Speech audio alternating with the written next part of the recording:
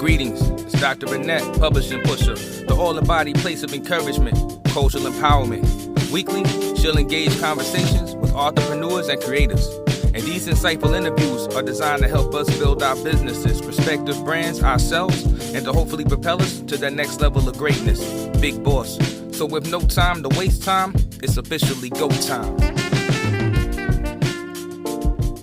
Hi, everyone. Dr. Annette, publishing pusher.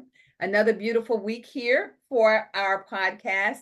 I'm excited, as always, that we have Kendra Little with us. Hi, Kendra. Hi, Dr. Annette. Hi. Good to have you with us. So as we get started here this evening, I like for the listeners, the audience, to get to know you, the person, before we start talking about you, the author. I know that many times we wind up having a passion for something. But before we maybe flowed into that passion, we were doing other things. So what was your life like before the passion came? Well, thank you, Dr. Annette, for this great opportunity. I appreciate you inviting me to your listening audience and to the people that we're going to touch. Before the passion, I was a mom of one daughter, and I went to the military. And from graduating school, I went into the military. I did 5 years in our great United States Army. And I enjoyed it. And then I had a little baby girl, and I decided that it would be best that I raised my daughter home with my family and around family. So we came home, and from coming home, I'm a military person. I like order. I like step. I went right into law enforcement, right? So I went into law enforcement. So I worked at a prison. I worked at the sheriff's office. I was doing all things law enforcement.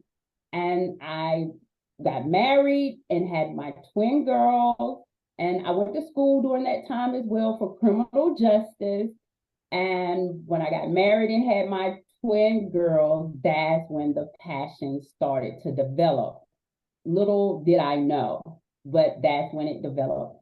I was married, had my twin girls, loved being a mom. I stayed at home with them for a couple of years, and then I was able to go back to work. So I was in the church, Sunday school teacher. I was on the choir. I stayed at home with my mom and around my family. I am a family-oriented person. All things family, good or bad and all in between.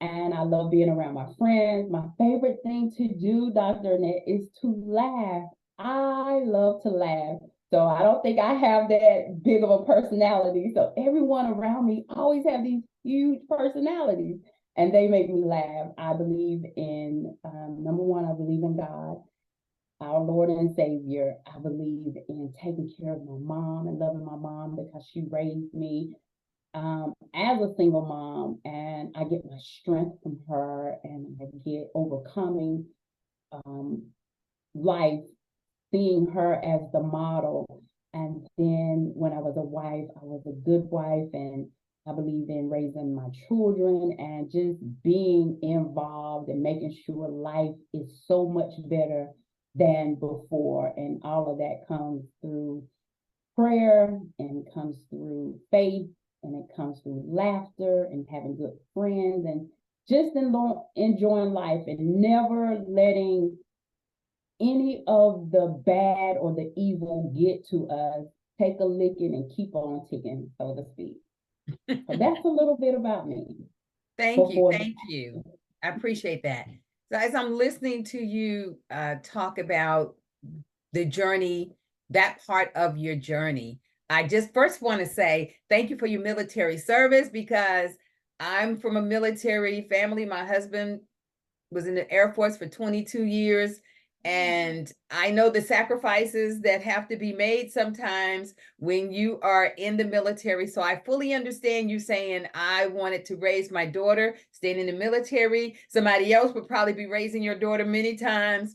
And so that was a major sacrifice, even stepping away from the military, I am sure. But thank you so much for that service. Now, while you were in the military, what was your job in the military? Just curious. I was 71 Lima administrative specialist. So I did all things admin, helped the soldiers with pay, helped the soldiers process their paperwork. I did the mailroom, foxtrot, and servicing the military in administrative role. And I still do that today in administrative role.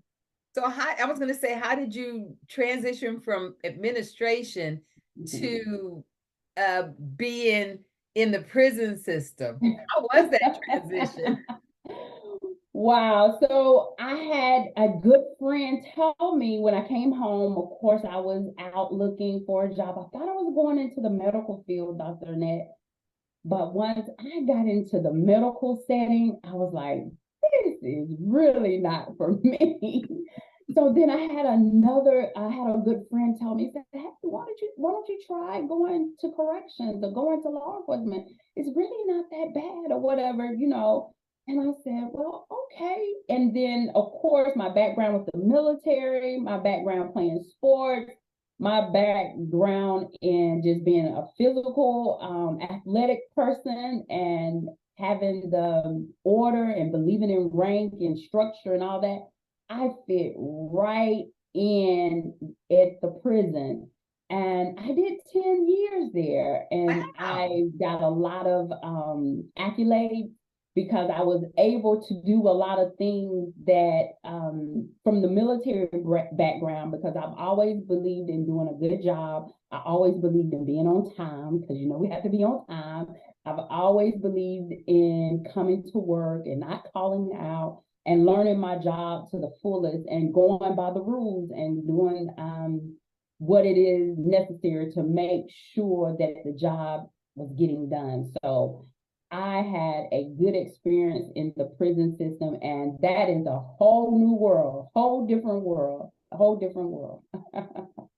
So yeah, I did it off someone's recommendation, and then from my good friend's recommendation, I have 10 years with the state of Georgia in the prison system.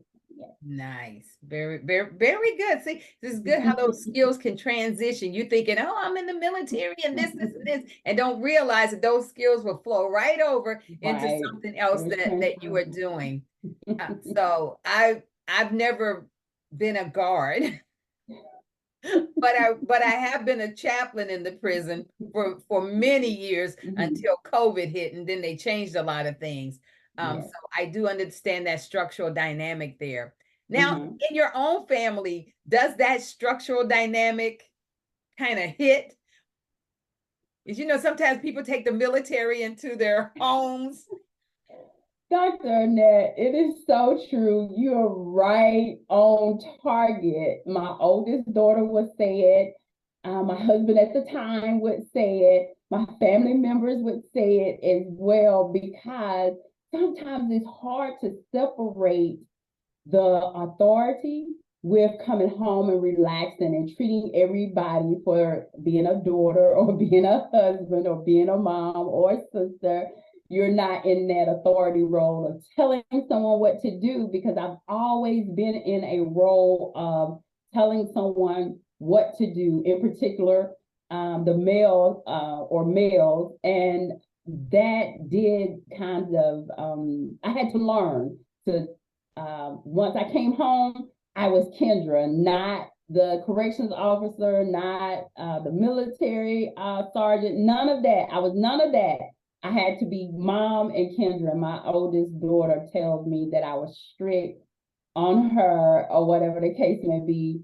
But I tell her it's okay. Forgive me for if I did something that wasn't helpful in our relationship as mother and daughter, because I just wanted the best for her and still want the best for her.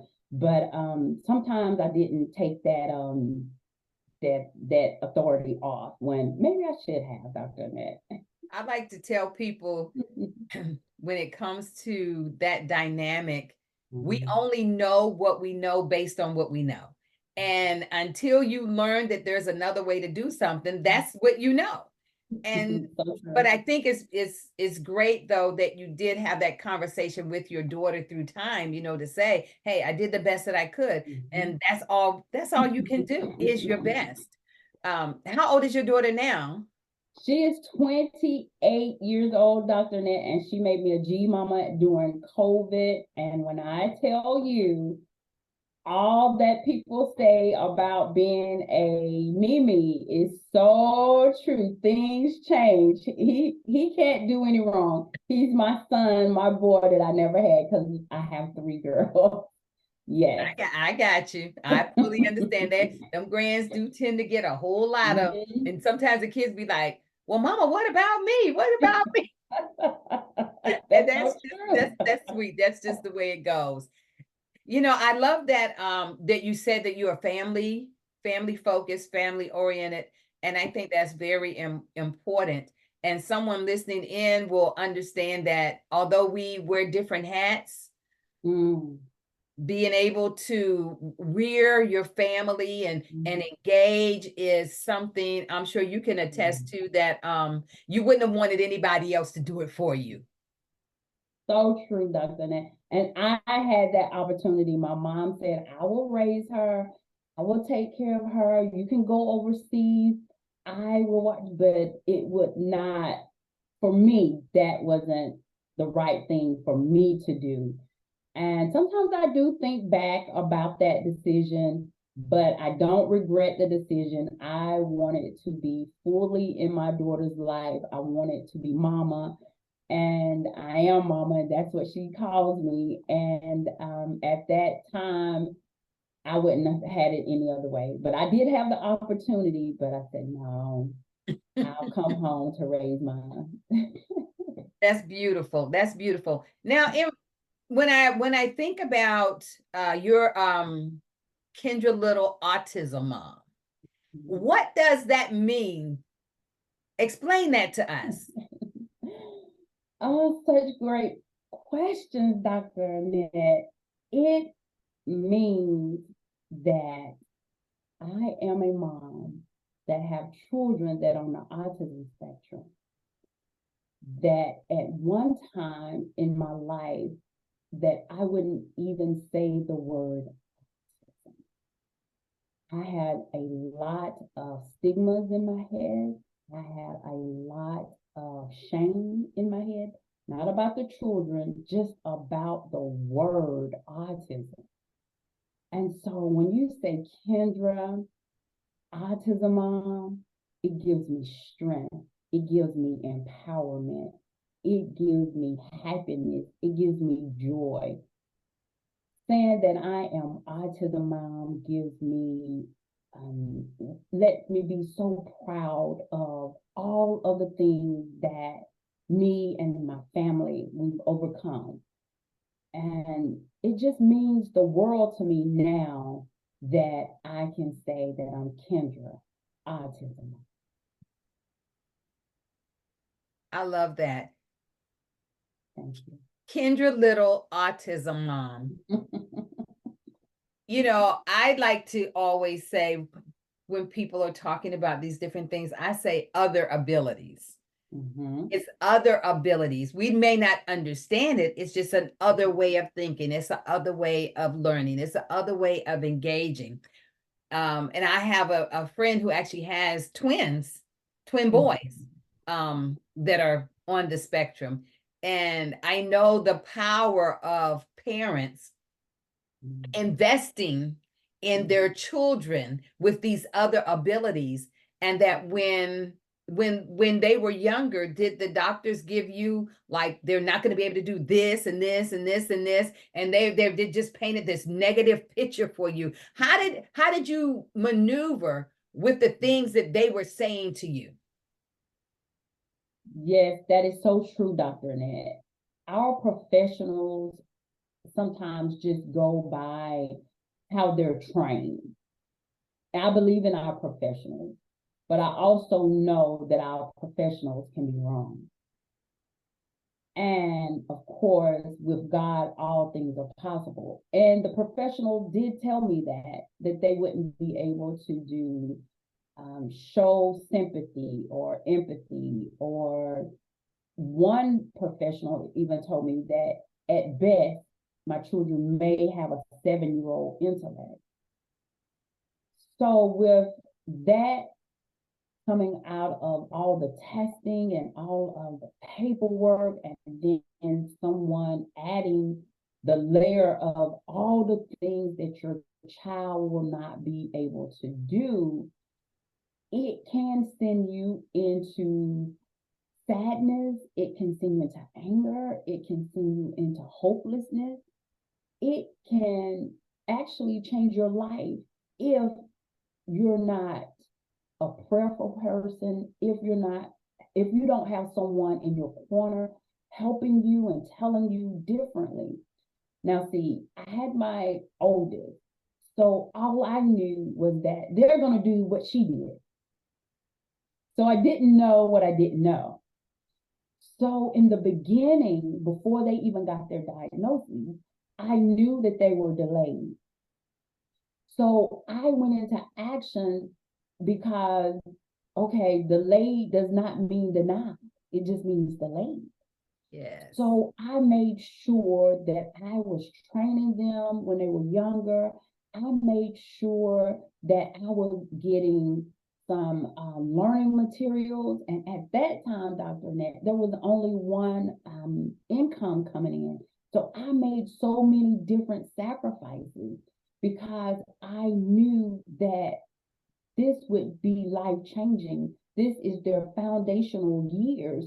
So they're going to have to know how to do certain things. And the things that they couldn't do, Dr. Annette, I manipulated it. I made them do it with the help of handover method. I never knew about a handover method.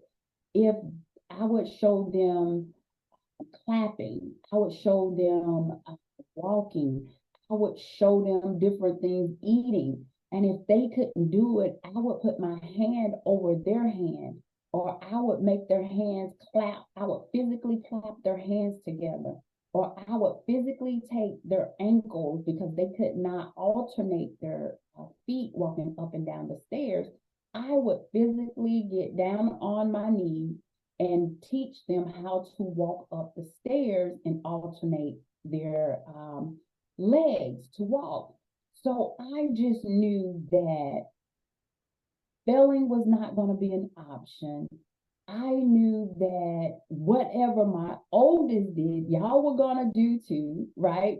Y'all are going to do it. Y'all going to walk, you're going to talk, you're going to speak, you're going to learn, you're going to sit up, you're going to do the things that you need to do to make sure that your own life is thriving, or you're living up to the best ability of yourself. So with the help of family, with the help of God and prayers, and just not knowing and just making sure that, hey, we're going to overcome this, I went to work, Dr. Annette, and even after the diagnosis of them having a official diagnosis of autism, I even worked harder. I would pull all-nighters. I studied everything that I could. I've heard of autism, but I didn't really know what it meant. And then when the doctor tells you there's no cure, that's another weighted load of bricks that hits you, right? And I was like, what does she mean by no cure? I said, she must don't know. She just don't know who I am. She doesn't know that I'm going to teach my children everything that they need to know. Now, the truth of the matter is there is no cure scientifically, right? Scientifically. But the cure is them living up to their fullest potential, whatever that looks like. Good. Whatever that looks like. I love that. As I listen to you, I hear my friend talking about things that they were doing. And I remember their sons, I think they were maybe like 14 or 16 or something, and how they were then, and they just had their 30th birthday in July. And just to see how they are maturing, and everything that they said couldn't happen, they are now in college. They finished their associate's degrees. They live together off campus, and they have to have their routines, of course, because that's just their mind movement.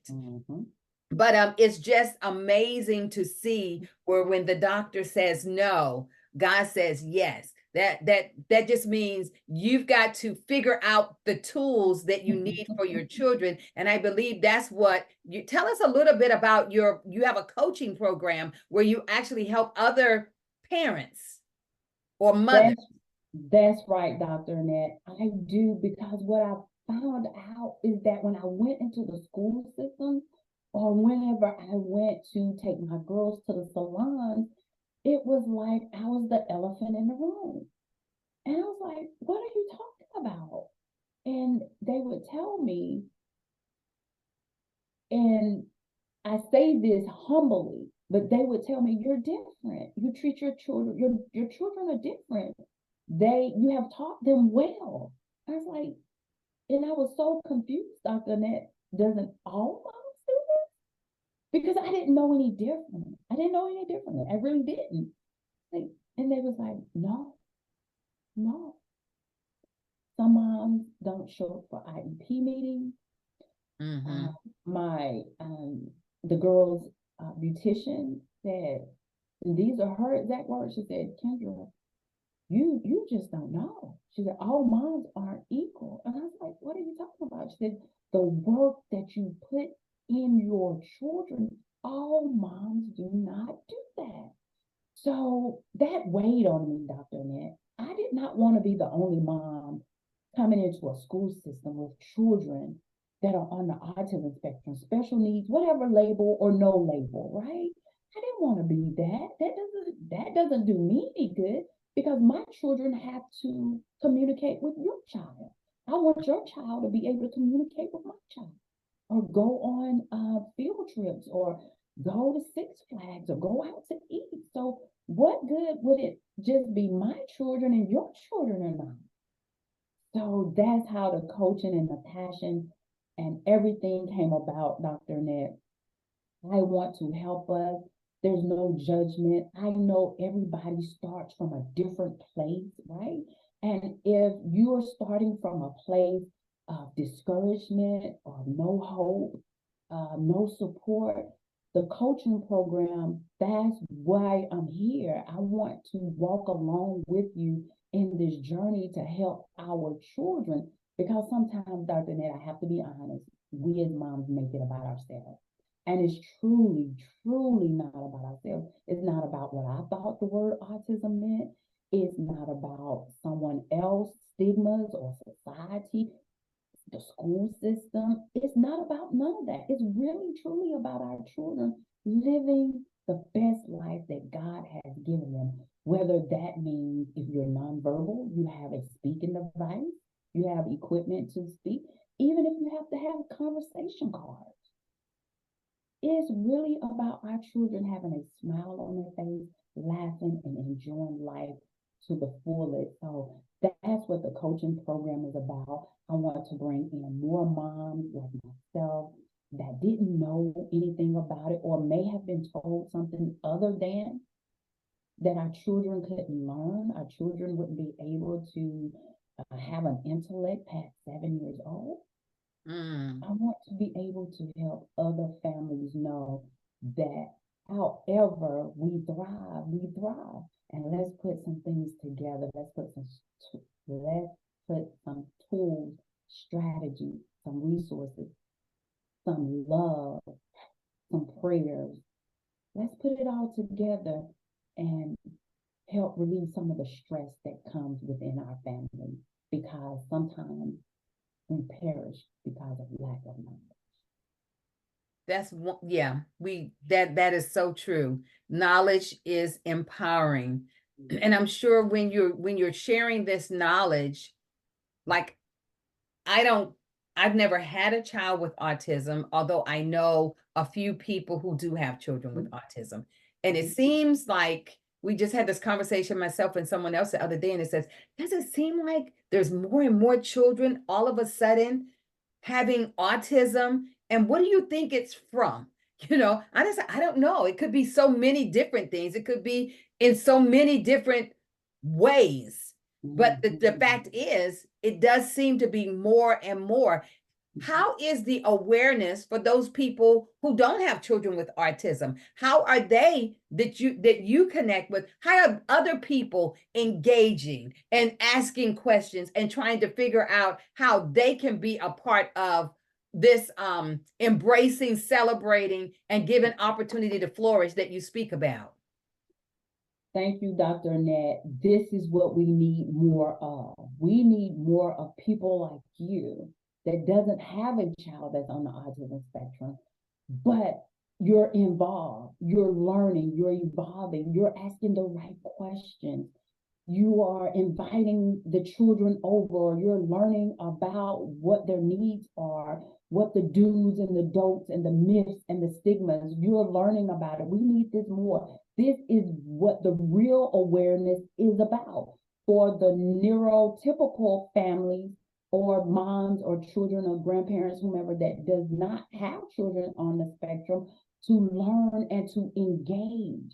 And most definitely, family members to learn and engage our children that are on the autism spectrum. And it's just as simple as to ask a question. It's that simple.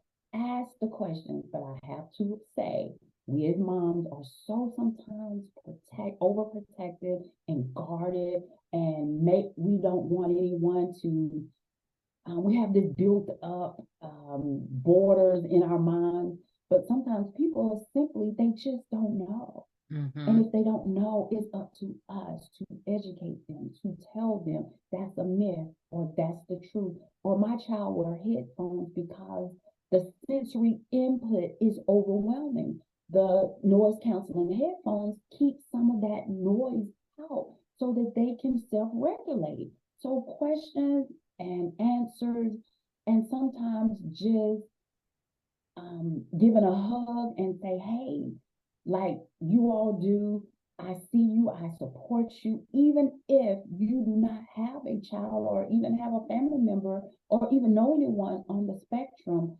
Joining in the autism community and helping us get the awareness out. And the awareness could be as simple as just educating, just saying what autism is. It's a big help. And just as you were saying, we really don't know the reason why so many other people are now on the autism spectrum. But from my POV point of view, is that a lot of times in the past, we kept it to ourselves, right? We kept this little secret for whatever reason. Could have been passed down. It could have been the medical system. There's a lot of things that contributes to it. And of course, we know our diet. Things have changed over time in our diet and the foods that we eat. So it's really a combination of things. But even in the combination of things and a lot of people being diagnosed now is really about just respecting people for who they are.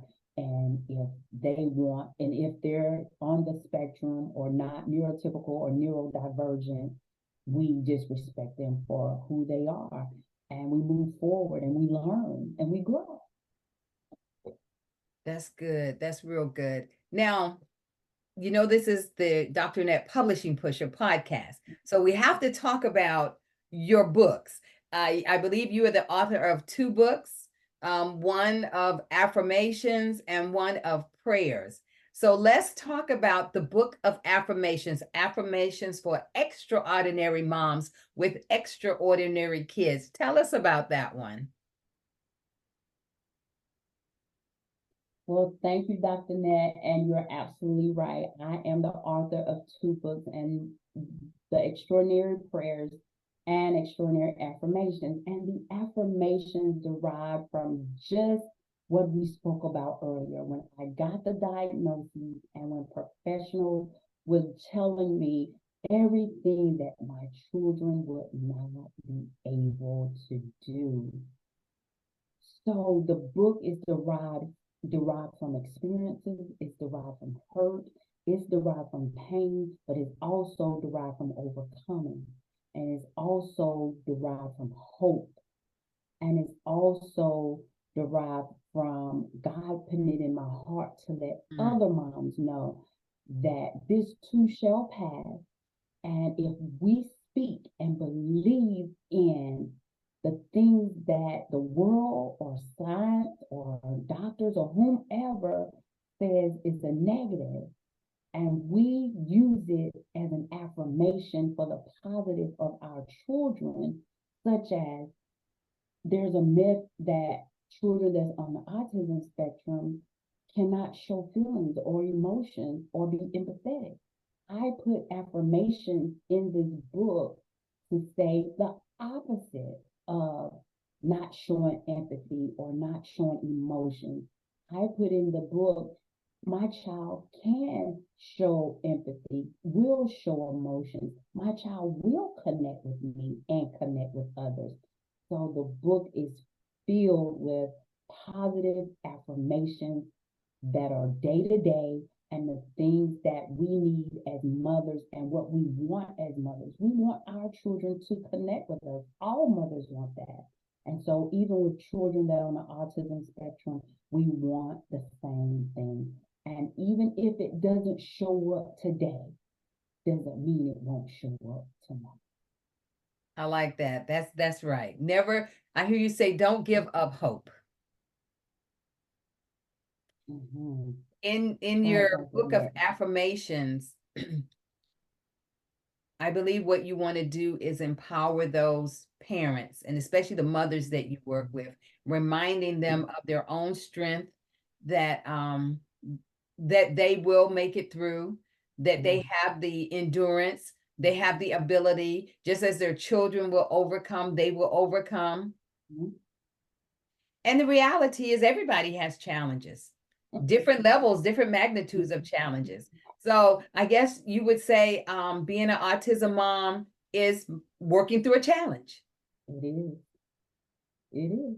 Absolutely right. You summed it up so well, Dr. Annette. You're absolutely right. The affirmation book is to empower parents to know that they will get through the challenges. Do not listen to the naysayers. Do not listen to society stigmas or what we consider the societal norm. No, we don't all have to be normal or what society says is normal. Yes. But what we do want connections with our children. We want our children to enjoy nature. We do want our children to have a healthy eating life. We do want our children to have social outings and have social skills and connect with their siblings and things of that nature. Those are the things we want universal, right? So with that that's what's all in the affirmation book, that our children can connect with us, our children can connect with their siblings, they can enjoy nature, they can interact with others and have friends as well as any other child would. And you're right, Dr. Annette, we all have to work through different challenges in life. And for we as autism mom or being an autism mom, it's really no different. I know that now, but I didn't know that then. So that's why I bridged the gap to help other moms to know it now. They can take the shortcut now, Dr. Annette. Because you already been there. So that's a wonderful thing. You take your experiences and then you share them with others. Hey, you don't have to go through this. Listen to what I'm saying. And tell us a bit about your extraordinary prayers for extraordinary moms. Yes, and this is dear to my heart. All of it's dear to my heart, but the prayers are most definitely dear to my heart because that's what I leaned on. I cried many a tears, but I also prayed while I cried. And I believe God. believe God.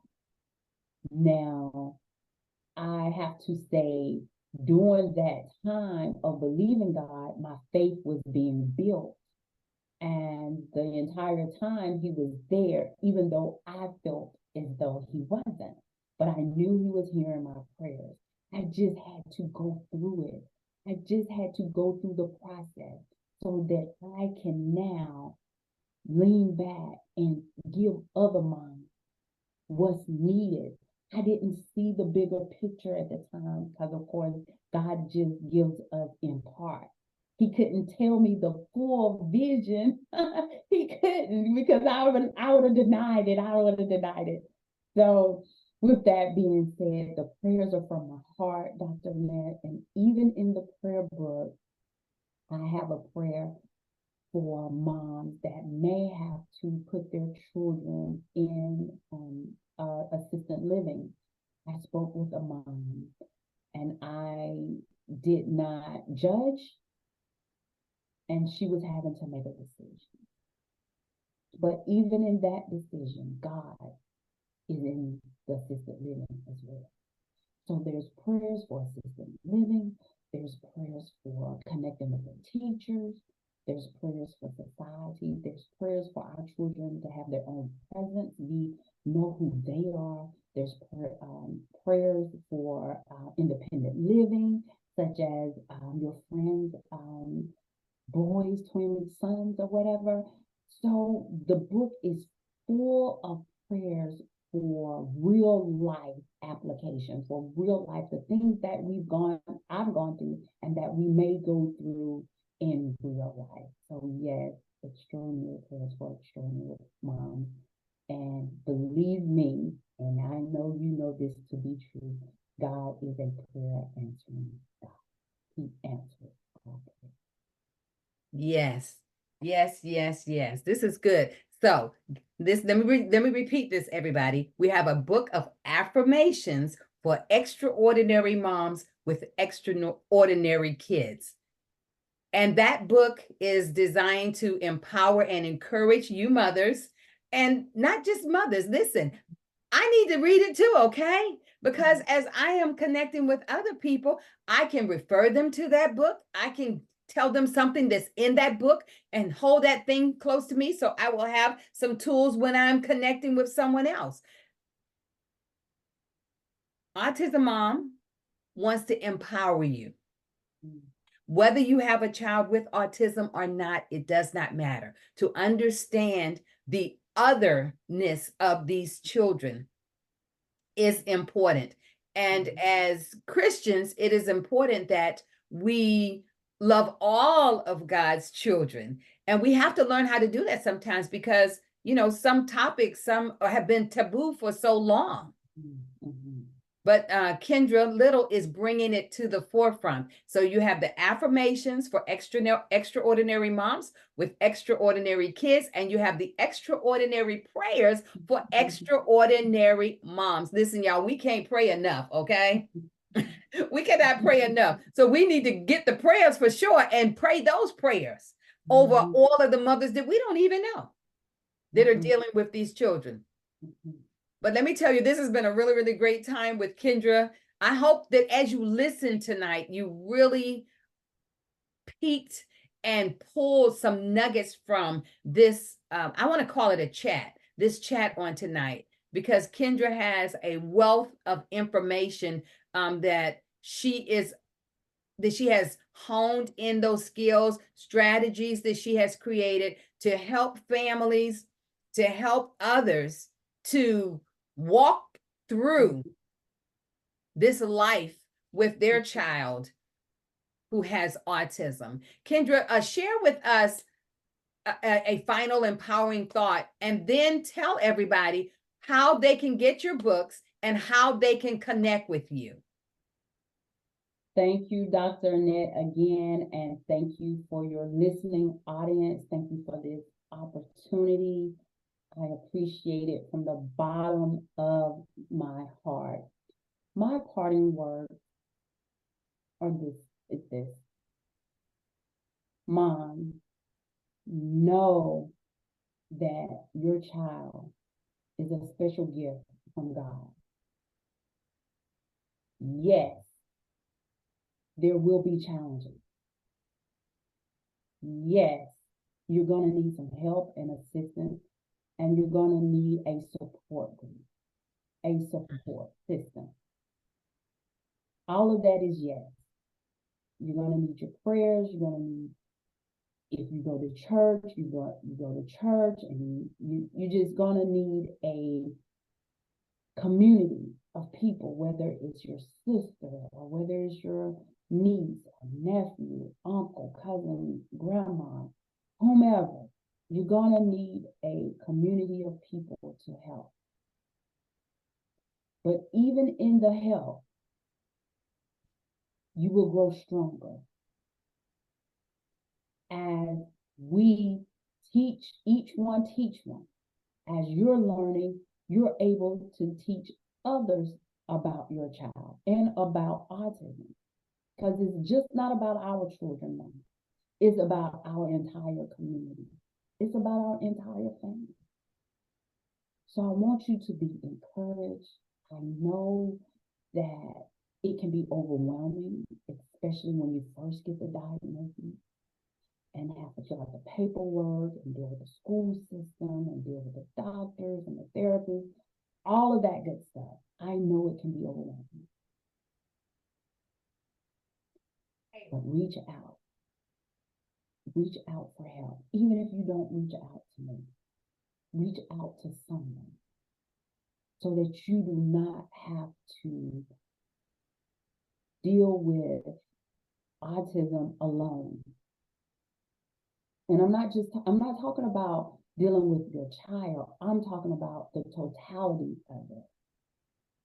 Because there are a lot of things that go on that sometimes we just keep to ourselves. I know, Mom.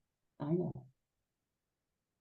But you have to have someone, you have to have a community that speaks your same language so that you can take care of yourself. So you take care of yourself, then you can take care of your child and the rest of the family. So you can reach me on all the social medias. I'm Kendra, Autism Mom Extraordinaire on all the social medias. Facebook is Kendra Little, and then it's Autism Mom Extraordinaire. And then on Instagram and on TikTok and LinkedIn, I am Autism Mom Extraordinaire, or you can just look up Kendra Little. My website is www.autism-mom.co. Reach out to me, and if you're listening on this podcast, if you're listening tonight, just mention Dr. Annette podcast, and we will set up a free consultation, and we will go from there. And if I just need to be a listening ear, I'll listen. And if we just need to pray, we'll pray. And if we need to put some strategies and resources together, we can do that as well. Again, thank you, Doctor. Thank you, Kendra Little, Autism Mom Extraordinaire. Listen, everybody, thank you so much for joining us on this particular chat. We really appreciate you. Remember, I am Dr. Annette West. I am the publishing pusher. If you're ready to get that book done, I am your go-to. Reach out to me. You can reach out to me at Jetne Publishing, JATNE publishing.org, Jetne Publishing. I hope to catch you on the next show. Thank you again, Autism Mom. You're welcome.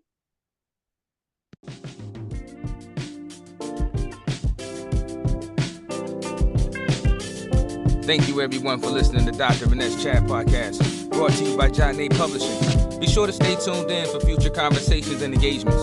Check out the website, jetnepublishing.org, and subscribe to this show on your preferred podcast app.